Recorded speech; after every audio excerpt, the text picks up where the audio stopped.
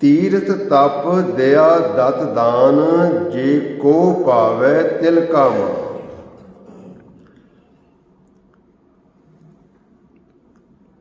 क्योंकि मनुखा जीवन जिहड़ा मिलिया है ये सिमरन करने वास्ते मिलिया है। अकाल पुरख वाहिगुरू की याद हिरदे विच पक्की करनी है, उहदे नाल प्यार पाउणा है। अकाल पुरख वाहिगुरू दे नाल प्यार पा के ही उस दे नाल मिलाप हो सकदा, होर कोई तरीका नहीं है। ਉਹਦੇ ਨਾਲ प्यार तद पएगा ਜਦੋਂ ਅਸੀਂ ਉਹਦਾ ਸਿਮਰਨ ਕਰਾਂਗੇ, ਉਹਨੂੰ ਵਾਰ-ਵਾਰ याद करांगे। उस प्रभु की याद साडे हिरदे विच तद पक्की होवेगी ਜਦੋਂ ਅਸੀਂ ਉਹਦੀਆਂ ਗੱਲਾਂ ਕਰਾਂਗੇ। ਉਹਦੀਆਂ ਗੱਲਾਂ ਕਿਵੇਂ ਕਰੀਏ? गुरु की बाणी ਨੂੰ ਪੜ੍ਹੀਏ बड़े प्यार ਦੇ ਨਾਲ, गुरु की बाणी ਨੂੰ बड़े प्यार ਦੇ ਨਾਲ ਸਮਝਣ ਦਾ ਯਤਨ ਕਰੀਏ। ਜਿਉਂ-ਜਿਉਂ ਸਾਨੂੰ गुरु की बाणी की समझ आएगी, गुरु के शब्द ਨੂੰ ਵਿਚਾਰਾਂਗੇ, साडे हिरदे विच प्रभु का प्यार पैदा होएगा। ये तरीका है उस प्रभु दे नाल मिलाप करन दा। पर जे कोई ये तरीका छड्ड के होर सारे कर्म करता रहे, जिवें तीर्थां ते इशनान करना, तप साधने, तप करते हैं बहुत, दया करनी, जियां उत्ते दया करनी, दत दान दान देना, ये काम तो चंगे हैं, चंगे लग रहे हैं। तीर्थां ते इशनान करना, तप करना, दया करनी, दान देना, कहते ये सब कुछ करता होवे कोई, ये सब कुछ करके उसनूं जे मान वडियाई मिल भी गई तो तिल जिन्नी ही मिलेगी, थोड़ी जी मामूली। सतगुरु जी कहते तीर्थ तप दया दत दान जे को पावै तिल का मान। तिल जिन्नी वडियाई है तो काम चंगे लगते हैं। इस करके कहते तीर्थ तप दया दत दान जे को पावै तिल का मान। सुनिया मन्निया मन कीता पाओ। ਹੁਣ ਸਤਿਗੁਰੂ ਜੀ ਇਸ ਪੰਕਤੀ ਵਿੱਚ ਸਾਨੂੰ ਕੀ ਵਿਚਾਰ ਦਿੰਦੇ ਹਨ? ਕਹਿੰਦੇ ਜਿਨ੍ਹਾਂ ਨੇ ਗੁਰੂ ਦੀ ਬਾਣੀ ਨੂੰ ਸੁਣਿਆ, ਸੁਣਨ ਦਾ ਮਤਲਬ ਹੈ ਗੁਰੂ ਦੀ ਬਾਣੀ ਨੂੰ ਸੁਣ ਕੇ ਆਪਣੇ ਹਿਰਦੇ ਵਿੱਚ ਵਸਾਉਣੀ, ਸਮਝਣਾ ਇਸ ਨੂੰ। ਜਿਨ੍ਹਾਂ ਨੇ ਗੁਰੂ ਦੀ ਬਾਣੀ ਨੂੰ ਸੁਣਿਆ, ਭਾਵ ਸਮਝਿਆ, ਕਿਉਂਕਿ ਜਿਹੜੀ ਜੋ ਅਸੀਂ ਸਮਝਿਆ ਹੀ ਨਹੀਂ ਹੈ, ਮਨੋਂ ਸੁਣਿਆ ਹੀ ਨਹੀਂ ਹੈ।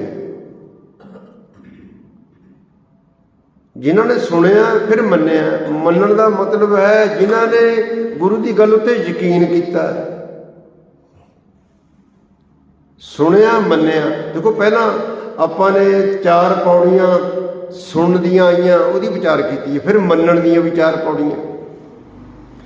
जिन्हों ने गुरु की बाणी नूं, गुरु के उपदेश नूं सुनिया, भाव समझिया, फिर गुरु की बाणी नूं मन्निया, जिन्होंने गुरु की बाणी उत्ते यकीन किया, मन कीता पाओ, अते अपने हिरदे विच प्रभु के प्यार नूं टकाया है। जदों असीं गुरु की बाणी नूं पढ़ांगे ना, सुनांगे, फिर साडे हिरदे विच गुरु की बाणी प्यार पैदा करदी है। जिन्हां दे हिरदे विच प्रभु का प्यार पैदा हो गया ना, सतगुरु जी कहते अंतरगत तीर्थ मल नहाओ। मन उन्होंने अंदरले तीर्थ विच, अंदरला अपने अंदर ही तीर्थ इशनान कर लिया, मल मल के इशनान कर लिया। तीर्थ मल नहाओ। जिन्होंने गुरु की बाणी सुनिया, मन्निया, जिन्हों के हिरदे विच प्रभु का प्यार पैदा हो गया, मानो उन्होंने अपने अंदरले तीर्थ विच इशनान कर लिया, मल मल के। ये इशनान करना। हुण अगली पंक्ति दे विच की कहते, कहते सब गुण तेरे मैं नाही कोई। हे प्रभु सारे गुण तेरे हैं, मेरी की पाया मैं तेरे गुण गा सका। सारे गुण तेरे, सारियां वडियाइयां तेरियां। ਵਿਣ ਗੁਣ ਕੀਤੇ ਭਗਤ ਨਾ ਹੋਏ। ਜੇ ਤੂੰ ਮੇਰੇ ਵਿੱਚ ਆਪਣੇ ਗੁਣੇ ਨਾ ਟਿਕਾਵੇਂ, ਮੈਂ ਕਿਵੇਂ ਭਗਤੀ ਕਰ ਸਕਦਾ ਤੇਰੀ। ਭਾਵ ਜਿਹਦੇ ਹਿਰਦੇ ਵਿੱਚ ਪ੍ਰਭੂ ਦੇ ਗੁਣ ਨਾ ਟਿਕੇ, ਉਹ ਪ੍ਰਭੂ ਦਾ ਭਗਤ ਨਹੀਂ ਹੋ ਸਕਦਾ। ਪ੍ਰਭੂ ਦੇ ਗੁਣਾਂ ਤੋਂ ਬਿਨਾਂ ਉਹਦੀ ਭਗਤੀ ਨਹੀਂ ਹੋ ਸਕਦੀ। ਕਹਿੰਦੇ ਵਿਣ ਗੁਣ ਕੀਤੇ ਭਗਤ ਨਾ ਹੋਏ। ਜਿਨ੍ਹਾਂ ਨੇ ਹੇ ਪ੍ਰਭੂ ਤੇਰੇ ਗੁਣ ਆਪਣੇ ਹਿਰਦੇ ਵਿੱਚ ਨਹੀਂ ਟਿਕਾਏ, ਉਹ ਭਗਤੀ ਨਹੀਂ ਕਰ ਸਕਦੀ। ਤੇਰੇ ਗੁਣਾਂ ਤੋਂ ਬਿਨਾਂ ਭਗਤੀ ਹੋ ਹੀ ਨਹੀਂ ਸਕਦੀ। ਉਹਦੇ ਗੁਣ ਆਪਾਂ ਨੇ ਆਪਣੇ ਹਿਰਦੇ ਵਿੱਚ ਵਸਾਉਣੇ। ਸਭ ਗੁਣ ਤੇਰੇ ਮੈਂ ਨਾਹੀਂ ਕੋਈ। ਮੈਂ ਕੁਝ ਵੀ ਨਹੀਂ ਹਾਂ, ਸਾਰੇ ਗੁਣ ਤੇਰੇ, ਸਾਰੀਆਂ ਵਡਿਆਈਆਂ ਤੇਰੀਆਂ। ਮੇਰੀ ਕੀ ਪਾਇਆ ਮੈਂ ਤੇਰੇ ਗੁਣ ਗਾ ਸਕਾਂ। ਤੇਰੇ ਗੁਣ ਹਿਰਦੇ ਵਿੱਚ ਵਸਾਉਣ ਤੋਂ ਬਿਨਾਂ ਤੇਰੀ ਭਗਤੀ ਨਹੀਂ ਹੋ ਸਕਦੀ। ਜਿਹਦੇ ਹਿਰਦੇ ਵਿੱਚ ਤੇਰੇ ਗੁਣ ਹੀ ਨਹੀਂ ਟਿਕੇ, ਉਹ ਭਗਤ ਕਿਵੇਂ ਹੋ ਸਕਦਾ। ਉਹ ਭਗਤ ਨਹੀਂ ਕਹਾ ਸਕਦਾ। ਸਵਸਤ ਆਥ ਬਾਣੀ ਬਰਮਾਓ। हे ਪ੍ਰਭੂ ਸਦਾ ਤੇਰੀ ਜੈ ਹੋਵੇ, ਤੇਰੀ ਸਦਾ ਹੀ ਜੈ ਜੈਕਾਰ ਹੁੰਦੀ ਰਹੇ। ਤੂੰ ਕਲਿਆਣ ਸਰੂਪ ਹੈ। ਆਥ, ਆਥ ਦਾ ਅਰਥ ਹੁੰਦਾ ਮਾਇਆ। ਮਾਇਆ ਵੀ ਤੂੰ ਹੀ ਹੈ। ਬਾਣੀ, ਤੂੰ ਬਾਣੀ ਸਰੂਪ ਹੈ। ਬਰਮਾਓ, ਬ੍ਰਹਮਾ ਵੀ ਤੂੰ ਹੀ ਹੈ। ਬ੍ਰਹਮਾ ਵੀ ਤੂੰ ਹੀ ਹੈ। ਤੂੰ ਬਾਣੀ ਸਰੂਪ ਹੈ। ਮਾਇਆ ਵੀ ਤੂੰ ਹੀ ਹੈ। ਸਭ ਕੁਝ ਤੂੰ ਹੀ ਹੈ। ਤੇਰੀ ਜੈ ਜੈਕਾਰ ਹੁੰਦੀ ਰਹੇ। ਸਤ ਸੁਹਾਣ, ਤੂੰ ਸਦਾ ਕਾਇਮ ਰਹਿਣ ਵਾਲਾ। ਸੁਹਾਣ, ਤੂੰ ਬੇਅੰਤ ਸੁੰਦਰ ਹੈ। ਸਦਾ ਮਨ ਚਾਓ, ਤੇਰੇ ਮਨ ਵਿੱਚ ਸਦਾ ਹੀ ਖੜਾਓ ਹੈ। ਜੋ ਮਨੁੱਖ ਤੇਰੀ ਸਿਫਤ ਸਲਾਹ ਕਰਦਾ, ਤੇਰੇ ਗੁਣ ਗਾਉਂਦਾ, ਉਹਦੇ ਹਿਰਦੇ ਵਿੱਚ ਵੀ ਸਦਾ ਲਈ ਖੜਾਓ ਪੈਦਾ ਹੋ ਜਾਂਦਾ। ਸਵਸਤ ਆਥ ਬਾਣੀ ਬਰਮਾਓ। ਸਤ ਸੁਹਾਣ ਸਦਾ ਮਨ ਚਾਓ। ਕਵਣ ਸੁਵੇਲਾ ਵਕਤ ਕਵਣ, ਕਵਣ ਥਿਤ ਕਵਣ ਵਾਰ। ਕਹਿੰਦੇ ਉਹ ਕਿਹੜਾ ਸਮਾਂ ਹੋਏਗਾ, ਕਿਹੜਾ ਵੇਲਾ ਹੋਏਗਾ, ਕਿਹੜਾ ਵਕਤ ਹੋਏਗਾ। ਕਵਣ ਸੁਵੇਲਾ ਵਕਤ ਕਵਣ, ਕਵਣ ਥਿਤ, ਕਿਹੜੀ ਥਿਤ ਹੋਏਗੀ ਉਹ। ਕਵਣ ਵਾਰ, ਉਹ ਕਿਹੜਾ ਦਿਨ ਹੋਏਗਾ। ਕਵਣ ਸੀ ਰੁੱਤੀ, ਉਹ ਕਿਹੜੀ ਰੁੱਤ ਹੋਏਗੀ। ਮਾਹੋਂ ਕਵਣ, ਉਹ ਕਿਹੜਾ ਮਹੀਨਾ ਹੋਏਗਾ। ਜਿਤ ਹੋਆ ਆਕਾਰ। ਜਦੋਂ ਇਸ ਜਗਤ ਦਾ ਉਸ ਅਕਾਲ ਪੁਰਖ ਵਾਹਿਗੁਰੂ ਨੇ ਇਸ ਜਗਤ ਨੂੰ ਬਣਾਇਆ ਹੋਏਗਾ, ਕਿਹੜਾ ਸਮਾਂ ਹੋਏਗਾ। ਇੱਥੇ ਗੁਰੂ ਨਾਨਕ ਦੇਵ ਮਹਾਰਾਜ ਸਾਨੂੰ ਜੋ ਸਮਝਾਉਣਾ ਚਾਹੁੰਦੇ ਹਨ, ਕਈ ਲੋਕ ਇਸੇ ਗੱਲ ਦੀ ਖੋਜ ਵਿੱਚ ਲੱਗੇ ਹੋਏ ਵੀ ਕਿਹੜਾ ਸਮਾਂ ਸੀ, ਕਿਹੜਾ ਮਹੀਨਾ ਸੀ। ਉਸ ਅਕਾਲ ਪੁਰਖ ਵਾਹਿਗੁਰੂ ਦਾ ਅੰਤ ਪਾਉਣ ਦਾ ਯਤਨ ਕਰਦੇ ਨੇ। ਕਹਿੰਦੇ ਐਸਾ ਸਮਾਂ ਐਵੇਂ ਬਰਬਾਦ ਨਾ ਕਰੋ, ਪ੍ਰਭੂ ਦਾ ਨਾਮ ਜਪੋ। ਜਿਹੜਾ ਅਸਲ ਸਾਡਾ ਮਨੋਰਥ ਹੈ, ਉਸ ਪ੍ਰਭੂ ਦੇ ਗੁਣ ਗਾਉਣੇ ਹੈ। ਉਹਦਾ ਅੰਤ ਪਾਇਆ ਨਹੀਂ ਜਾ ਸਕਦਾ। ਇਹ ਸਮਾਂ ਕਹਿੰਦੇ ਬਰਬਾਦ ਨਾ ਕਰੋ, ਐਵੇਂ ਸਮਾਂ ਬਰਬਾਦ ਨਾ ਕਰੋ। ਉਹਦਾ ਅੰਤ ਨਹੀਂ ਪਾਇਆ ਜਾ ਸਕਦਾ। ਕਿਸੇ ਨੂੰ ਨਹੀਂ ਪਤਾ। ਜਦੋਂ ਉਸਨੇ ਜਗਤ ਦੀ ਰਚਨਾ ਕੀਤੀ ਹੈ, ਕਿਸੇ ਨੂੰ ਨਹੀਂ ਪਤਾ ਹੈ ਉਹ ਕਿਹੜਾ ਵੇਲਾ ਹੋਏਗਾ, ਕਿਹੜਾ ਸਮਾਂ ਹੋਏਗਾ, ਕਿਹੜੀ ਥਿਤ ਹੋਏਗੀ, ਕਿਹੜਾ ਮਹੀਨਾ ਹੋਏਗਾ, ਕਿਸੇ ਨੂੰ ਨਹੀਂ ਪਤਾ। ਕਹਿੰਦੇ ਕਵਣ ਸੁਵੇਲਾ ਵਕਤ ਕਵਣ, ਕਵਣ ਥਿਤ ਕਵਣ ਵਾਰ, ਕਵਣ ਸਿਰੁੱਤੀ ਮਾਹੋ ਕਵਣ ਜਿਤ ਹੋਆ ਆਕਾਰ। ਕਹਿੰਦੇ ਵੇਲ ਨਾ ਪਾਈਆ ਪੰਡਤੀ, ਜੇ ਹੋਵੇ ਲੇਖ ਪੁਰਾਣ। ਸੰਸਾਰ ਕਦੋਂ ਬਣਿਆ, ਇਸ ਗੱਲ ਦਾ ਪੰਡਤਾਂ ਨੂੰ ਨਹੀਂ ਪਤਾ, ਬ੍ਰਾਹਮਣਾਂ ਨੂੰ ਨਹੀਂ ਪਤਾ। ਕਹਿੰਦੇ ਜੇ ਪਤਾ ਹੁੰਦਾ ਨਾ, ਉਹਨਾਂ ਨੇ ਜਿੱਥੇ ਹੋਰ ਬੜੇ ਪੁਰਾਣ ਲਿਖੇ, ਬੜੇ ਗ੍ਰੰਥ ਲਿਖੇ, ਇਸ ਵਿਸ਼ੇ ਦੇ ਉੱਤੇ ਉਹਨਾਂ ਨੇ ਇੱਕ ਹੋਰ ਨਵਾਂ ਪੁਰਾਣ ਲਿਖ ਦੇਣਾ ਸੀ, ਜੇ ਉਹਨਾਂ ਨੂੰ ਪਤਾ ਹੁੰਦਾ। ਕਹਿੰਦੇ ਵੇਲ ਨਾ ਪਾਈਆ ਪੰਡਤੀ, ਜੇ ਹੋਵੇ ਲੇਖ ਪੁਰਾਣ। ਉਹਨਾਂ ਨੇ ਇੱਕ ਹੋਰ ਲੇਖ ਲਿਖ ਦੇਣਾ ਸੀ, ਹੋਰ ਇਸ ਵਿਸ਼ੇ ਦੇ ਉੱਤੇ ਇੱਕ ਹੋਰ ਪੁਰਾਣ ਲਿਖ ਦੇਣਾ ਸੀ ਉਹਨਾਂ ਨੇ, ਜੇ ਉਹਨਾਂ ਨੂੰ ਪਤਾ ਹੁੰਦਾ, ਪੰਡਤਾਂ ਨੂੰ, ਬ੍ਰਾਹਮਣਾਂ ਨੂੰ, ਉਹਨਾਂ ਨੂੰ ਵੀ ਨਹੀਂ ਪਤਾ ਕਿ ਸੰਸਾਰ ਦੀ ਰਚਨਾ ਕਦੋਂ ਹੋਈ ਹੈ। ਵਕਤ ਨਾ ਪਾਇਓ ਕਾਦੀਆਂ ਜੇ ਲਿਖਣ ਲੇਖ ਕੁਰਾਨ। ਸੰਸਾਰ ਕਦੋਂ ਬਣਿਆ, ਸੰਸਾਰ ਦੀ ਰਚਨਾ ਕਦੋਂ ਹੋਈ, ਕਿਵੇਂ ਬਣਿਆ, ਇਸ ਗੱਲ ਦਾ ਕਾਜ਼ੀਆਂ ਨੂੰ ਵੀ ਨਹੀਂ ਪਤਾ। ਜੇ ਪਤਾ ਹੁੰਦਾ ਉਹਨਾਂ ਨੇ ਕੁਰਾਨ ਵਿੱਚ ਲਿਖ ਦੇਣਾ ਸੀ। ਜਿਵੇਂ ਕੁਰਾਨ ਲਿਖੀ ਆ, ਸਾਰੀਆਂ ਆਇਤਾਂ ਇਕੱਠੀਆਂ ਕਰਕੇ ਕੁਰਾਨ ਲਿਖ ਦਿੱਤੀ, ਉਹਨਾਂ ਨੇ ਇੱਕ ਹੋਰ ਗ੍ਰੰਥ ਲਿਖ ਦੇਣਾ ਸੀ ਇਸ ਵਿਸ਼ੇ ਦੇ ਉੱਤੇ। ਕਹਿੰਦੇ ਇਸ ਗੱਲ ਦੀ ਕਾਜ਼ੀਆਂ ਨੂੰ ਵੀ ਕੋਈ ਸੋਝੀ ਨਹੀਂ ਹੈ ਕਿ ਜਗਤ ਕਦੋਂ ਬਣਿਆ। ਕਹਿੰਦੇ ਵਕਤ ਨਾ ਪਾਇਓ ਕਾਦੀਆਂ ਜੇ ਲਿਖਣ ਲੇਖ ਕੁਰਾਨ। ਥਿਤ ਵਾਰ ਨਾ ਜੋਗੀ ਜਾਣੇ। ਹੁਣ ਜੋਗੀਆਂ ਦੀ ਗੱਲ, ਕਹਿੰਦੇ ਜੋਗੀ ਕਰਾਮਾਤੀ ਤਾਕਤਾਂ ਵਾਲੇ, ਇਸ ਗੱਲ ਦੀ ਜੋਗੀਆਂ ਨੂੰ ਵੀ ਕੋਈ ਸੋਝੀ ਨਹੀਂ ਹੈ ਕਿ ਕਿਹੜੀ ਥਿਤ ਸੀ, ਕਿਹੜਾ ਦਿਨ ਸੀ, ਕਿਹੜੀ ਰੁੱਤ ਸੀ, ਕਿਹੜਾ ਮਹੀਨਾ ਸੀ। ਥਿਤ ਵਾਰ ਨਾ ਜੋਗੀ ਜਾਣੇ, ਰੁੱਤ ਮਾਹੋ ਨਾ ਕੋਈ।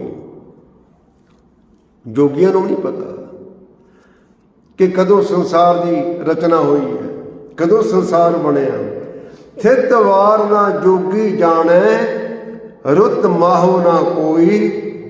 ਕਹਿੰਦੇ ਜਾਂ ਕਰਤਾ ਸ੍ਰਿਸ਼ਟੀ ਕੋ ਸਾਜੇ, ਆਪੇ ਜਾਣੇ ਸੋਈ।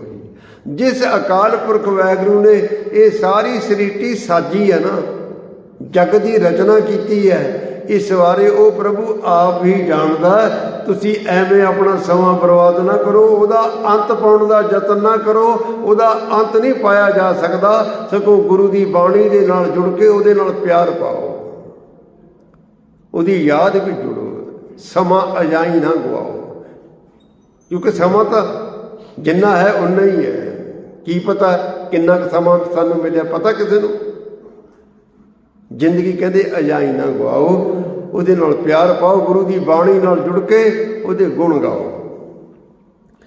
ਕਹਿੰਦੇ ਜਾਂ ਕਰਤਾ ਸ੍ਰਿਸ਼ਟੀ ਕੋ ਸਾਜੇ, ਆਪੇ ਜਾਣੇ ਸੋਈ।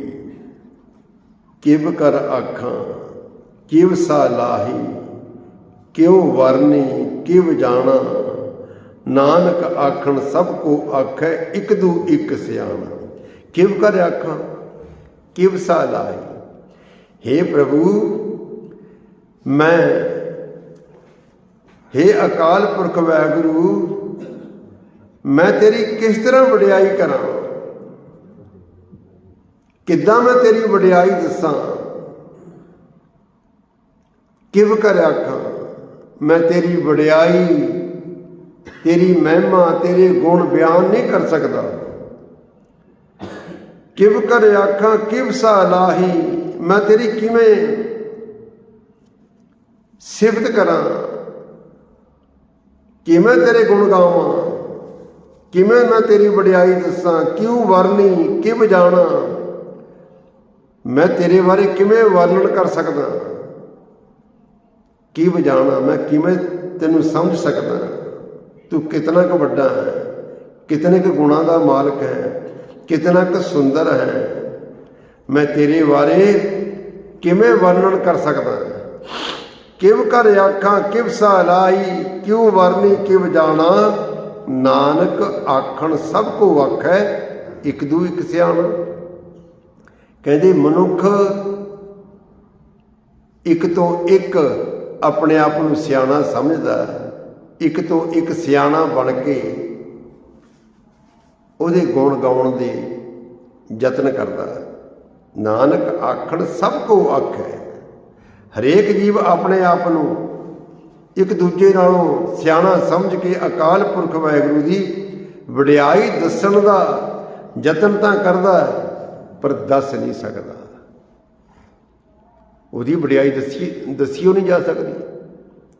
ਉਹ ਕਿਤਨੇ ਕੁ ਗੁਣਾਂ ਦਾ ਮਾਲਕ ਹੈ। ਨਾਨਕ ਆਖਣ ਸਭ ਕੋ ਆਖੈ, ਇੱਕ ਦੂ ਇੱਕ ਸਿਆਣਾ। ਵੱਡਾ ਸਾਹਿਬ ਵੱਡੀ ਨਾਈ, ਕੀਤਾ ਜਾਂ ਕਾ ਹੋਵੇ। ਉਹ ਸਾਹਿਬ ਸਾਡਾ ਮਾਲਕ ਹੈ, ਬਹੁਤ ਵੱਡਾ ਹੈ। ਉਹਦੀ ਵਡਿਆਈ ਵੀ ਬਹੁਤ ਵੱਡੀ ਹੈ, ਉਹਦਾ ਨਾਮਣਾ ਬਹੁਤ ਵੱਡਾ ਹੈ। ਕੀਤਾ ਜਾਂ ਕਾ ਹੋਵੇ, ਜਿਹਦਾ ਜੋ ਕੁਛ ਵੀ ਆ ਬਣਿਆ ਉਹਦਾ ਬਣਾਇਆ ਹੋਇਆ ਹੈ, ਜੋ ਕੁਛ ਵੀ ਆਪਾਂ ਦੇਖ ਰਹੇ ਹਾਂ ਉਹਦਾ ਪੈਦਾ ਕੀਤਾ ਹੋਇਆ ਹੈ। ਉਹ ਆਪ ਹੀ ਸਭ ਕੁਛ ਕਰਨ ਵਾਲਾ ਹੈ। ਉਹਦੀ ਵਡਿਆਈ ਬਿਆਨ ਨਹੀਂ ਕੀਤੀ ਜਾ ਸਕਦੀ। ਉਹ ਬਹੁਤ ਵੱਡਾ ਹੈ, ਸਾਡਾ ਮਾਲਕ ਹੈ। ਵੱਡਾ ਸਾਹਿਬ ਵੱਡੀ ਨਾਈ, ਕੀਤਾ ਜਾਂ ਕਾ ਹੋਵੇ, ਨਾਨਕ ਜੇ ਕੋ ਆਪੋ ਜਾਣੇ, ਅੱਗੇ ਗਿਆ ਨਾ ਸੋਹੈ। ਪਰ हे ਨਾਨਕ, ਜੇ ਕੋਈ ਮਨੁੱਖ ਆਪਣੀ ਅਕਲ ਦੇ ਆਸਰੇ ਪ੍ਰਭੂ ਦੀ ਵਡਿਆਈ ਦਾ ਅੰਤ ਪਾਉਣ ਦਾ ਕੋਈ ਯਤਨ ਕਰੇ ਨਾ, ਉਹ ਵਾਹਿਗੁਰੂ ਦੇ ਦਰ ਤੇ ਸੋਭਾ ਨਹੀਂ ਪਾਏਗਾ। ਜਿਹੜਾ ਕੋਈ ਰੱਬ ਦੀ ਵਡਿਆਈ ਦੱਸਣ ਦਾ ਯਤਨ ਕਰੇ, ਉਹਦੀ ਵਡਿਆਈ ਦੱਸੀ ਨਹੀਂ ਜਾ ਸਕਦੀ, ਸਗੋਂ ਉਹਦੇ ਗੁਣ ਗਾ ਗਾ ਕੇ ਉਹਦੀ ਯਾਦ ਵਿੱਚ ਜੁੜ ਕੇ ਆਤਮਿਕ ਆਨੰਦ ਪ੍ਰਾਪਤ ਕਰੀਏ। ਅਸੀਂ ਉਹਦੇ ਗੁਣ ਗਾਈਏ, ਉਹਦੀ ਸਿਫਤ ਸੁਣਦੇ ਰਹੀਏ, ਗੁਰੂ ਦੀ ਬਾਣੀ ਨਾਲ ਜੁੜ ਕੇ, ਗੁਰੂ ਦੇ ਸ਼ਬਦ ਨਾਲ ਜੁੜ ਕੇ ਆਪਣੇ ਹਿਰਦੇ ਵਿੱਚ ਪ੍ਰਭੂ ਦਾ ਪਿਆਰ ਪੈਦਾ ਕਰੀਏ। ਉਹਦਾ ਅੰਤ ਨਹੀਂ ਪਾਇਆ ਜਾ ਸਕਦਾ। ਸਤਿਗੁਰੂ ਜੀ ਇਸ ਪੌੜੀ ਦੇ ਵਿੱਚ ਸਾਨੂੰ ਇਹ ਸਮਝਾ ਰਹੇ ਹਨ ਕਿ ਉਹ ਅਕਾਲ ਪੁਰਖ ਵਾਹਿਗੁਰੂ ਬਹੁਤ ਵੱਡਾ ਹੈ। ਕਦੋਂ ਉਸਨੇ ਸ੍ਰਿਸ਼ਟੀ ਸਾਜੀ ਇਹ ਉਸੇ ਨੂੰ ਹੀ ਪਤਾ ਹੈ। ਇਸ ਕਰਕੇ ਉਹਦੇ ਗੁਣ ਗਾਉਂਦੇ ਰਹੀਏ।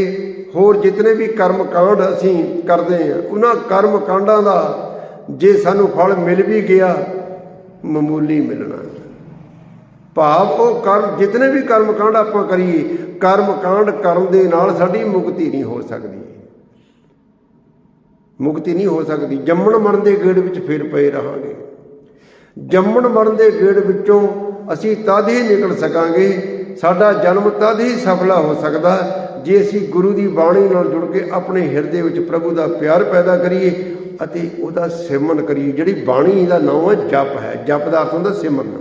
ਸਭ ਤੋਂ ਪਹਿਲਾਂ ਗੁਰੂ ਮਹਾਰਾਜ ਨੇ ਗੁਰੂ ਗ੍ਰੰਥ ਸਾਹਿਬ ਜੀ ਦੇ ਵਿੱਚ ਇਹ ਬਾਣੀ ਦਰਜ ਕੀਤੀ ਹੈ, ਜਪ। ਭਾਵ ਇਹ ਸਾਨੂੰ ਸਮਝਾਇਆ ਕਿ ਮਨੁੱਖਾ ਜੀਵਨ ਦਾ ਅਸਲ ਮਨੋਰਥ ਹੈ ਜਪ।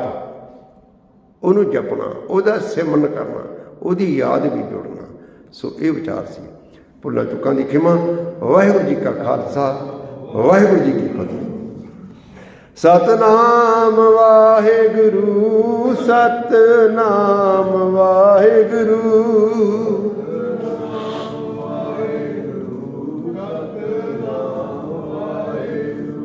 ਸਤਨਾਮ ਵਾਹਿਗੁਰੂ, ਸਤ